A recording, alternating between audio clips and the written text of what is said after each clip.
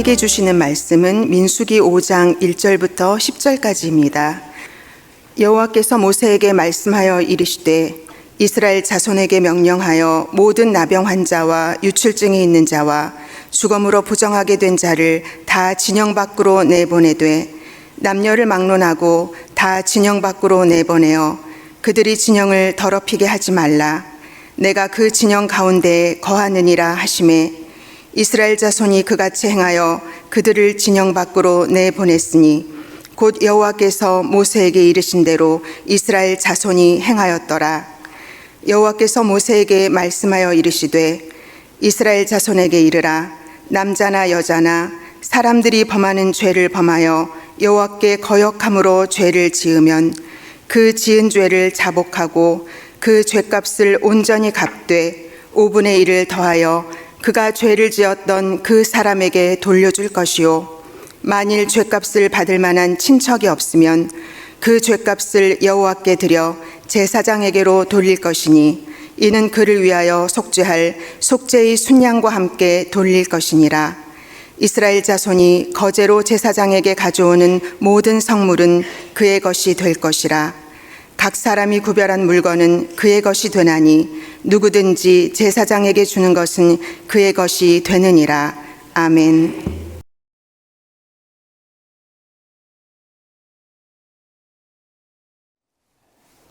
일찍 나오셔서 연습하시느라고 고생 많으셨습니다. 또 이렇게 아름다운 하모니를 통해서 또 이렇게 귀한 찬양의 고백을 해주셔서 감사합니다.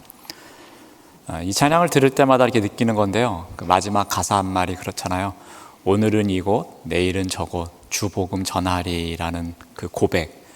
그 고백이 우리 모두의 고백이 되었으면 좋겠습니다. 우리가 살아가는 삶의 자리, 그곳이 이곳이든 저곳이든 어느 곳이 주어지든지 그 자리에서 늘 주님의 복음을 전하는 삶이 우리 모두에게 있기를 바랍니다. 그런 고백으로 찬양하신 거 맞죠? 네, 감사합니다. 자, 오늘은 민수기 5장 1절에서 10절 말씀으로 우리 공동체의 정결함을 위하여 라는 제목으로 우리 구역 공과 한번 함께 나누도록 하겠습니다. 대부분의 공동체가 그렇지만 이 공동체가 갖고 있는 문제, 그 여러 문제를 두 가지로 정리를 해봐라 그러면은 대부분이 부정과 불의입니다. 그래서 어느 정도 그 공동체에 부정함이 없는지, 그래서 정결함을 추구하고 있는지, 그리고 어느 공동체는 불의가 없어서 공의를 추구하고 있는지, 그것에 따라서 이 공동체가 건강한지 그렇지 못한지를 보게 됩니다. 그래서 민수기 그 공동체에도 마찬가지였습니다. 크게 이 두 가지 문제에 대해서 정리를 해주고, 그리고 이 부분에 대해서 각별히 주의할 것을 이야기합니다. 그래서 결국에는 이것을 통해서 여호와의 정결함을 추구하는 그러한 공동체가 될 것을 명령하고 있습니다. 자, 첫 번째 문제가 무엇입니까? 부정과 관련된 문제입니다. 그래서 오늘 본문에서는 이러한 내용들이 나옵니다. 모든 나병 환자 이야기가 나오고요. 그래서 5장 2절 말씀을 보면은 이스라엘 자손에게 명령하여 모든 나병 환자와 유출증이 있는 자와 주검으로 부정하게 된 자를 다 진영 밖으로 내보내라 라고 이야기를 합니다. 그래서 모든 나병 환자, 레위기 말씀에 보면은 그러한 자는 부정하다, 그러니 진영 밖에서 살아야 한다 라고 말합니다. 또 유출증도 레위기 말씀에서는 그 또한 부정한 자다라고 정의하고 있습니다. 그리고 주검으로 부정하게 된 자, 여호와의 성막을 더럽히는 자다라고 이야기하고 있습니다. 물론 이 이외에도 부정과 관련된 사람들이 더 있었겠죠. 그런데 대표적으로 이와 같은 예를 들어서 우리 공동체를 부정케 할 수 있으니 우리 진영 밖에 머물게 하자라고 정해놓은 것입니다. 이들은 부정하다 여호와의 성막을 더럽히는 자다. 그래서 이들에 대한 조치를 취하고 있습니다. 그래서 어떻게 이야기를 하는가 하면은 우리 5장 3절 말씀을 보면은 남녀를 막론하고 다 진영 밖으로 내보내어 그들이 진영을 더럽히게 하지 말라. 내가 그 진영 가운데에 거하느니라 라고 명령하고 있습니다. 그러니까 그 공동체는 여호와께서 머물고 있는 공동체이기에 정결해야 된다. 그러므로 부정한 자들은 진영 밖으로 내보내라 라는 이야기를 하고 있습니다. 자, 처음으로 이 부정과 관련된 문제에 대해서 언급을 했습니다. 자, 두 번째는 불의에 관련된 문제에 대해서 언급하고 있습니다. 자, 우리 5장 6절 말씀을 봅니다. 남자나 여자나 사람들이 범하는 죄를 범하여 여호와께 거역함으로 죄를 지으면 어떻게 해야 되는가라는 겁니다. 이제 불의에 해당되는 일을 한 사람에게는 어떠한 조치를 취해야 되는지 그 부분에 대해서 이야기를 합니다. 사람이 범하는 죄는 여러 가지가 있었을 겁니다. 먼저는 윤리적인 죄가 있습니다. 그리고 사람들 사이에 그 윤리적인 문제로 인해서 뭔가 문제를 일으키고, 그래서 야, 이 공동체 문제 있다, 공의롭지 못하다, 여기저기에서 불만의 소리가 나오게 하는 죄들이 있었을 겁니다. 또한 하나님께서 약속의 말씀을 주셨고 그 말씀을 지켜야 한다라고 명령했음에도 불구하고 그 명령과 전혀 거리가 먼 삶을 사는 사람들, 그래서 죄를 짓는 사람들도 있었을 것입니다. 또는 이것저것 다 합쳐서 포괄적으로 말하는 죄도 있었을 것입니다. 여기서 말하는 죄는 이 모든 것을 다 담고 있습니다. 사람들 사이에 일어나는 윤리적, 도덕적인 문제, 그리고 하나님과의 관계에 있어서 일어나는 문제, 그리고 기타 등등의 문제, 그런 죄를 짓는 것, 그 죄 짓는 자에 대해서 어떻게 해야 되는지 그 부분을 이야기하고 있습니다. 그래서 5장 7절 말씀을 보면은 그 지은 죄를 자복하고 그 죄값을 온전히 갚되 5분의 1을 더하여 그가 죄를 지었던 그 사람에게 돌려줄 것이요 라고 이야기를 합니다. 그 지은 죄를 자복하라고 합니다. 이 자복에는 여러 가지 의미가 있겠지만 가장 쉽게 접근하면 이러한 의미입니다. 누군가에게 윤리적인 죄를 저질렀습니다. 그러면 그 사람에게 어떻게 하는 겁니까? 제가 이런 일로 인해서 실수를 했습니다. 잘못했습니다. 저를 용서해 주십시오 하면서 누군가 피해를 입은 사람, 누군가 마음에 상처를 당한 사람, 누군가 나의 행동과 말로 인해서 문제가 된 사람, 그 사람에게 고백하는 것을 이야기합니다. 근데 여기서 자백은 대상에게만 고백하는 것을 이야기하지 않고 그거와 동시에 하나님께도 제가 이런 죄를 저질렀습니다 하면서 고백하는 것, 그러니까 내가 잘못한 대상에 대해서 고백하는 것, 그리고 하나님께 고백하는 것, 이 두 가지를 다 담고 있다고 보시면 될 것 같습니다. 그런데 이 말로만 하면 별로 이렇게 효과가 없지 않습니까? 그래서 상대방에게 어떤 물질적인 피해를 끼쳤더라면 그러면 말로만 고백할 것이 아니라 그 고백에 상응하는 행동을 해야 된다는 거죠. 그래서 보상의 법칙을 이야기합니다. 그래서 그 죄값을 온전히 갚고 5분의 1을 덤으로 줘야 한다는 겁니다. 내가 100원의 손해를 미쳤다면 그러면 20원을 더 얹어서 제가 잘못했습니다 자백하면서 그 일에 대한 마무리를 잘 지어야 한다, 이렇게 가르쳐주고 있습니다. 자, 그리고 우리 5장 8절 말씀을 보면은 이는 그를 위하여 속죄할 속죄의 순양과 함께 돌릴 것이니라 라고 합니다. 그러니까 그 잘못을 저지른 대상에게만 그 잘못에 대한 보상을 하는 것이 아니라, 그것뿐만이 아니라 하나님 앞에서도 나의 잘못에 대해서 속죄하는 그러한 속죄제를 속죄의 순양과 함께 드려야 한다라고 가르쳐주고 있습니다. 이것이 정의를 위한 책임이라고 가르쳐줍니다. 공동체가 공동체로서의 온전한 모습을 갖기 위해서 크게 두 가지 문제가 있는데 이 두 가지 문제에 대한 단호한 대책을 이야기하고 있습니다. 불의와 관련된 것, 그리고 또 부정과 관련된 것.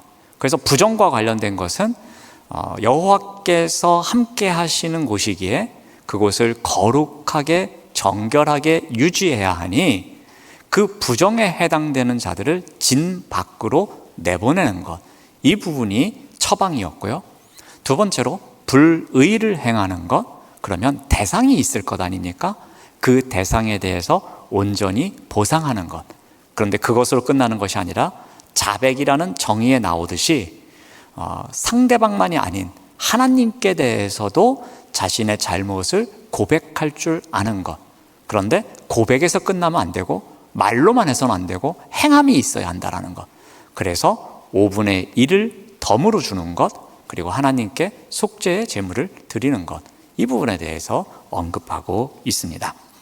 자, 오늘 본문에서 다루는 내용을 제가 간단하게 설명을 드렸습니다. 자, 그러면 우리가 우리 큐티책 우리 뒤에 나와 있는 나눔 문제 두 문제를 함께 같이 나눠보도록 하겠습니다. 그래도 지난 학기보다는 책을 넘기는 소리가 조금 늘어난 것 같아서 마음속으로 흐뭇하긴 합니다. 여전히 액션을 취하는 분이 없어서 속쓰림이 있긴 하지만 그래도 감사합니다. 뭐 이렇게 뒤적뒤적거리는 소리라도 내세요. 자꾸 그래야지만. 네, 첫 번째 적용 문제 보여주시기 바랍니다. 하나님이 함께 하시는 공동체로서 정결함을 유지하기 위해 우리가 분리하고 내몰아야 할 것이 무엇이 있을까라는 겁니다. 문제가 좀 무섭습니다. 어떤 사람 교회에서 쫓아내야 되느냐, 뭐 그런 문제처럼 들려집니다. 꼭 그렇지만은 않습니다. 한번 예를 들어서 여호수아의 이야기를 한번 해보겠습니다. 우리 여호수아 이제 23장, 24장에 오면은 여호수아가 고별 설교를 하고 이제 공동체에게 그 다음 일에 대해서 일임하는 그러한 이야기가 나옵니다. 그 가운데서 여호수아는 그동안 있어왔던 그 대장정의 서사, 그 역사에 대한 회상을 하게 됩니다. 언제 무슨 일이 있었고 무슨 일이 있었고 하나님께서 어떻게 우리를 도우셨고 뭐 했고, 고별 설교에 그 내용을 담습니다. 자, 그런 가운데 이 설교를 마무리하면서 이제 여러분이 해야 할 일이 있습니다. 그것은 여호와를 섬기는 일입니다. 여러분, 여호와께서 우리 민족에게 이렇게 은혜를 주셨듯이 그 은혜 속에 우리가 살아왔던 것처럼 우리 또한 이제 이 여호와의 은혜 가운데서 계속해서 살아가야 합니다. 이를 위해서 여러분이 해야 될 일은 충성과 복종입니다 라고 가르칩니다. 그래서 여호수아서 24장 14절 말씀을 보면은, 그러므로 이제는 여호와를 경외하며 온전함과 진실함으로 그를 섬기라. 너희의 조상들이 강 저쪽과 애굽에서 섬기던 신들을 치워버리고 여호와만 섬기라 라고 합니다. 오늘의 우리가 있기까지 여호와께서 은혜를 베풀어 주셨으니 우리는 앞으로 지금까지도 그렇게 했듯이 여호와만 섬겨야 합니다 라고 강조하고 있습니다. 그러니 여호와를 선택할 것이냐 다른 신을 선택할 것이냐 그렇게 묻는 가운데 여호수아는 다음과 같이 답변을 하죠. 15절 말씀을 보면은 너희가 섬길 자를 오늘 택하라. 오직 나와 내 집은 여호와를 섬기겠노라 라면서 강력하게 자신이 어떻게 할 것인지를 이야기합니다. 마치 돈 많은 사장님이 중국집에 가서 직원들에게 마음껏 먹으라고 해놓고 나는 짜장면, 그런 것과 똑같은 논리입니다. 너희들 마음대로 해. 이방신을 섬기든 여호와를 섬기든 마음대로 해. 그런데 나와 내 집은 여호와만을 섬길 거야 라고 지금 강력하게 자신의 이야기를 하고 있습니다. 그러면서도 오늘 택하라 라고 이야기합니다. 그 모든 것을 현재의 이야기로 끌어옵니다. 과거의 이야기든 미래의 이야기든 현재의 이야기로 끌어와서 오늘 하루를 살아가는 우리가 여호와를 선택해야 한다. 또 내일 우리에게 주어지는 그 하루, 그 또한 오늘이 되는데 그 오늘 또한 우리가 여호와를 선택하는 삶을 살아가야 한다는 것입니다. 그러니까 오늘 선택하라는 의미는 오늘 하루의 시점만을 이야기하는 것이 아니라 과거에도 그러했고 현재에도 그러했고 미래에도 그러할 것을 강조하는 의미에서 오늘 선택한 그 여호와를 내일도 섬기며 살아갈 것을 강조하고 있습니다. 의지적 결단이 지속적이고 그리고 앞으로도 계속될 것을 강조하는 여호수아의 말씀입니다. 그러자 백성들은 어떻게 선포합니까? 16절 말씀에서 이렇게 우리가 발견할 수 있습니다. 백성이 대답하여 이르되 우리가 결단코 여호와를 버리고 다른 신들을 섬기기를 하지 않겠습니다 라고 말합니다. 절대로 충성하겠다고 약속합니다. 그리고 백성들은 날마다 여호와만을 섬기기로 결단합니다. 자, 이 부분에서 우리가 어떠한 것이 중요함을 말하고 있습니까? 우리가 정결함을 지키기 위해서 뭐 누구를 쫓아내네 뭐하네 그런 의미로 접근하는 것보다 이 정결함을 지키기 위해서 나는 과연 어떻게 해야 될까? 다른 사람 신경 쓰지 말고 내가 먼저 어떻게 해야 되는지를 돌아보는 게 필요하지 않을까 생각합니다. 저 사람 좀 부정된 사람이야, 저 사람은 우리 공동체에 오면 안 되는 사람이야 의미에서 우리가 조금 거절하는 의미보다는 과연 나는 무엇부터 해야 될까? 내가 우리 공동체를 정결케 하기 위해서 나는 어떻게 해야 될까라는 부분으로 좀 접근을 했으면 좋겠습니다. 여호수아의 이야기를 통해서 우리가 다시 한번 우선순위에 대한 이야기를 봅니다. 부정과 불의, 이것을 일삼으면서 살아가면 조금은 편리할 수도 있습니다. 그냥 적당히 타협하고 적당히 지키면서 그냥 적당히 살아가다 보면은 그냥 적당한 삶을 살 수도 있습니다. 하지만 여호수아가 이야기했던 것처럼 너희들이 무엇을 따르겠느냐, 너희들이 여호와를 따를 것이냐 이방신을 섬길 것이냐 하면서 우선순위의 문제를 물었던 것처럼 우리 또한 이 시대에 말씀이 우선인 삶을 살겠습니다. 우리 공동체의 정결함을 위해서는 우리 공동체에 어떤 부정과 관련된 문제가 일어나지 않게 하기 위해서는 내가 먼저 말씀이라는 우선순위, 그 기준에 따라서 살아가는 것, 이것이 중요함을 우리가 한번 더 돌아봤으면 좋겠습니다. 근데 여러분, 내가 말씀이 우선순위가 되어서 살아간다고 해서 그 삶으로 절대로 다른 사람을 판단하거나 비판하거나 평가하지는 마시기 바랍니다.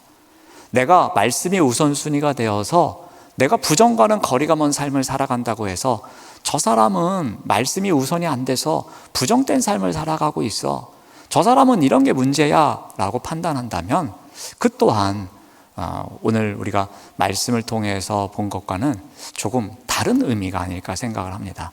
내가 그 우선순위를 잘 지키는 가운데서 내가 때로는 본이 되고 내가 때로는 누군가에게 리더 역할을 해줄 때에, 그리고 누군가에게는 내가 어떤 하나의 모델이 되어줄 때에 우리가 그런 부정과는 거리가 먼 공동체가 될 수 있도록 해야지, 누구를 좀 이렇게 비난해서 비판해서 누군가의 것을 들춰내서 내가 누군가를 쫓아내야지, 그런 마음을 먹는다면 그것은 오히려 더 부정한 일이 생기지 않을까 생각해 봅니다.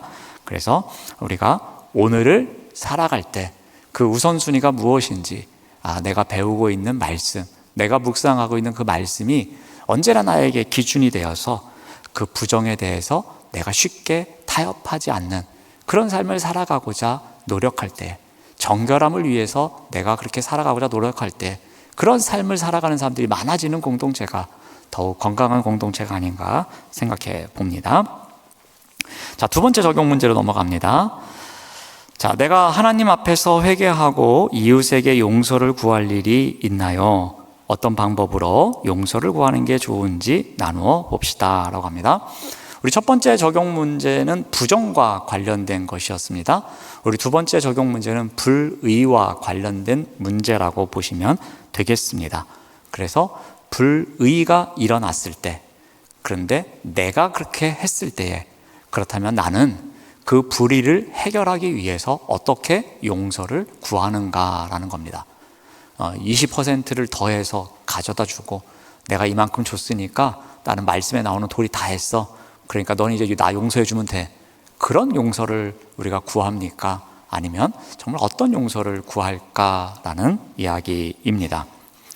이 시대에 우리가 불의를 행해서 누군가의 마음을 아프게 했고 누군가를 불편하게 했다면 이에 대해서 내가 과연 어떻게 하는 것이 필요할까?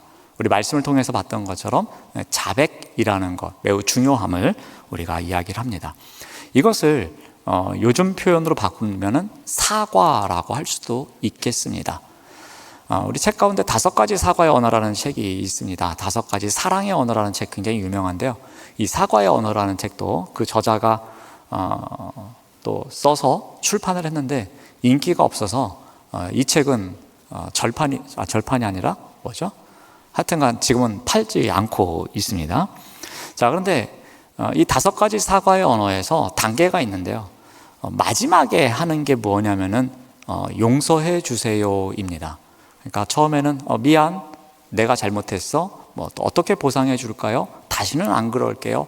뭐 이런 4가지 단계를 통해서 마지막으로 하는 것이 이 나를 용서해 주세요라는 겁니다. 그만큼 용서가 쉽지 않습니다.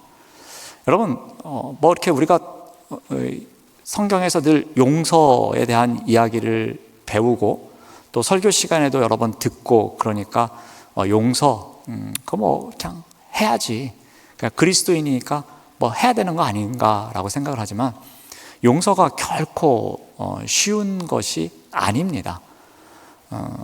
뭐 그런 일이 흔하지는 않지만 저희 교역자들이 이렇게 임종에 가까우신 분 이렇게 예배 드리러 가보면은 그 오랜 기간 용서하지 못한 사람에 대한 이야기를 하실 때가 있어요.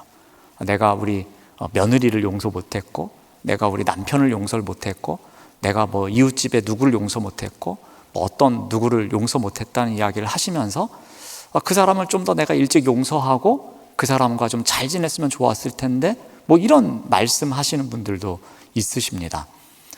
그만큼 용서가 오랜 시간 하지 못하는 그러한 것 중에 하나입니다. 혹 이 자리에 계실지는 모르겠지만 우리 뭐 이렇게 막장 드라마나 뭐 영화나 뭐 이렇게 소설 속에서 나오는 이야기지만 뭐 재산 가지고 싸워서 뭐 평소에 친하게 지냈던 언니 동생이었는데 몇십 년째 연락도 안 하고 뭐 그런 사람들도 있지 않습니까? 그러니까 이 용서라는 게 정말 쉽지 않은 겁니다. 근데 여러분, 용서는 이 감정의 문제가 아니라 결단의 문제입니다. 용서는 감정적으로 하려고 그러면 절대로 못하는 게 용서입니다. 이 사람이 나에게 이만큼의 상처를 줬지? 내가 이 상처를 다 씻어내고 깨끗하게 씻어내서 아무 일도 없다고 생각할 때 이 상대방을 용서해 주겠다. 그러면 우리가 하늘나라 갈 때까지도 용서 못합니다. 1년이 걸리면 할 수 있을까요? 2년이 지나면 할 수 있을까요? 저 사람이 나에게 저렇게 모욕적인 말을 했는데 그 모욕적인 말을 듣고 받은 상처가 몇 년이 지나야지 생각이 나지 않을 정도로 깨끗이 없어질까요? 마치 하얀색 도화지를 새로 펼쳐놓은 것처럼 아무 일도 없었던 것처럼 될까요? 여러분, 몇 년이면 가능할 것 같아요? 몇 년씩 필요 없군요. 하루면 되는군요. 1시간이면 되는군요. 절대로 감정적으로는 그 일이 해결되지가 않습니다. 그냥 우리가 해결된 것 같지만 수면 아래로 밀어넣고 밀어넣어서 아무 일도 없었던 것처럼 지내기에 가능한 것이지 그것을 다 해결하는 일은 결코 쉽지 않습니다. 그래서 용서는 감정으로 하는 것이 아니라 결단으로 해야 되는 것입니다. 비록 나의 감정을 정리하지 못했지만 아직도 내가 미워 죽겠지만 아직도 내가 뺨이라도 한 대 그냥 후려치고 싶지만 내가 그러지 않는 것, 그것은 내가 은혜를 알기 때문에, 내가 사랑하려고 노력하기 때문에 그래서 참는 거다. 내가 이렇게 결단했으니까 용서해 주는 거다. 그래서 용서하는 거지 감정적으로 싹 정리 안 되면 절대로 용서 못합니다. 용서를 했다 손 치더라도 그 사람을 보면은 그 사람이 저지른 죄에 대한 결과가 계속해서 생각나서 용서할 수가 없어요. 그게 결코 쉽지가 않습니다. 용서한다고 해서 그 잘못된 결과가 없어집니까? 그렇지 않잖아요. 그 결과는 계속해서 우리 마음속에 남아있고 우리를 시시때때로 괴롭히는 일이 생기지 않습니까? 용서한다고 해서 상대방을 100% 신뢰합니까? 예를 들어서 도박하는 남편이 이제는 다시는 안 하겠다고 해서 맹세를 했습니다. 그래서 용서를 했습니다. 그래서 어느 날 100만 원 빌려달래요. 빌려주겠어요? 그 누가 빌려줘요? 그 100만 원 가지고 와서 무슨 일을 할까 봐 빌려줍니까? 용서했어도 신뢰하지 못하고, 용서했어도 그 결과가 남아있는 게 우리의 현실입니다. 그러므로 감정적으로 절대로 못하고 결단함으로 하는 것이 용서임을 꼭 기억하시기 바랍니다. 근데 여러분, 우리가 용서를 구하고 용서를 할 때에 주의해야 할 것이 한 가지 있습니다. 혹시 보셨는지 모르지만 밀양이라는 영화가 있었습니다. 한때 기독교인들 관련된 이렇게 영화라서 찬반 토론도 있고 뭐 이렇게 말도 많고 탈도 많았던 영화입니다. 원래 이 영화는 이청준이라는 소설가의 벌레 이야기라는 그 내용을 토대로 해서 영화로 이제 각색한 것이었는데요. 이 영화에서 그 전도연이 어머니로 나오죠. 아들을 죽인 그 살인자를 이제 용서하겠다는 마음으로, 내가 그리스도인이니까 예수 그리스도의 사랑으로 그 살인자를 용서하겠다는 마음으로 구치소를 찾아가죠. 그랬는데 그 살인자가 얼굴이 너무 평안한 거예요. 그런데 그 살인자가 뭐라 그러냐면은, 나는 주님께서 내 죄를 용서해 주셨다고, 나는 다 죄사함을 받았다고 이야기를 합니다. 그러자마자 전도연이 어떻게 돼요? 완전히 그냥 분노하기 시작하면서 막 다 때려 부시려고 그러죠. 내가 너를 용서 안 했는데 누가 너를 함부로 용서를 하냐고. 내가 너를 아직까지도 용서하지 못하고 오늘 용서하려고 왔는데, 아니 미리 용서받았다니 이게 말이 되는 소리냐 그러면서 막 엄청난 난리가 납니다. 그 이야기가 이제 이 밀양에 나오는 이야기입니다. 여기서 기본적으로 그 어머니는 상대를 용서하려고 왔어요. 그런데 가만히나 있었으면 용서나 받지. 뭘 한 거예요? 이거를 잘못한 거예요. 굳이 거기서 왜 그런 말을 했는지. 그냥 가만히 있었으면 죄송합니다 하고 제가 할 말이 없습니다. 그러면 긍휼이 더 생겨서 내가 너를 용서하노라 라고 하면 끝나는 거 아니었겠습니까? 근데 왜 거기서 그런 말을 해가지고 완전히 뭐 난리가 나는 그런 장면을 보게 됩니다. 여러분, 이 용서도 해주는 사람도 그렇고 용서를 받는 사람도 그렇고 말을 잘해야 합니다. 말을 겸손하게, 그리고 상대방의 감정을 건드리지 않도록 해야 이게 용서가 되는 겁니다. 아무리 용서가 감정이 아닌 결단으로 하는 것이라고 할지라도, 그래서 결단으로 용서하겠다고 마음을 먹었어도 상대방이 다시 나의 마음을 긁으면 용서하고 싶겠어요? 내가 오늘은 절대로 못하겠다, 다시 가서 한번 생각해 보겠다 하면서 발걸음을 돌이키는 게 인지상정입니다. 그러므로 우리가 용서를 구할 때든 용서를 할 때든 그 말 한마디라도 우리가 좀 더 겸손하게, 그리고 상대의 감정을 배려하는 말을 해야 할 것입니다. 그래야지 이 용서가 진정한 의미가 있는 법입니다. 오늘 공동체 문제 두 가지에 대해서 한번 살펴보았습니다. 불의와 부정에 대해서 살펴보았는데요. 이 부분에 대해서 우리가 어떻게 접근해야 될지 제 관점에서 설명을 드렸습니다. 여러분의 관점은 또 다를 것이라고 생각합니다. 그러면 오늘 한번 식사하시면서 더 나누고 싶은 의견이 있으시면 우리 구역 식구들끼리 함께 모여서 이렇게 모임하실 때 나눠보는 가운데, 나는 전에 이런 일이 있었는데 이런 사람을 이렇게 용서해 준 적이 있어. 전에 나는 이런 것 때문에 내가 공동체에 조금 문제를 일으켰었는데 그때 이렇게 하면서 많은 사람들에게 내가 어떻게 했었어 하면서 그런 것들 나눌 거 있으면 함께 나누는 가운데 우리 주님께서 또 가르쳐 주신, 우리에게 베풀어 주신 은혜를 나누는 시간 되시기를 바랍니다. 네, 기도하겠습니다. 하나님 감사합니다. 욕심과 거짓을 버리고 하나님 보시기에 아름다운 공동체를 만들어갈 수 있도록 인도하여 주시옵소서. 우리 모두가 모든 죄를 멀리하고 말씀을 더 가까이 하면서 하나님께 영광이 되는 복음의 통로로 쓰임 받을 수 있도록 인도하여 주시옵소서. 예수님의 이름으로 기도드립니다. 아멘.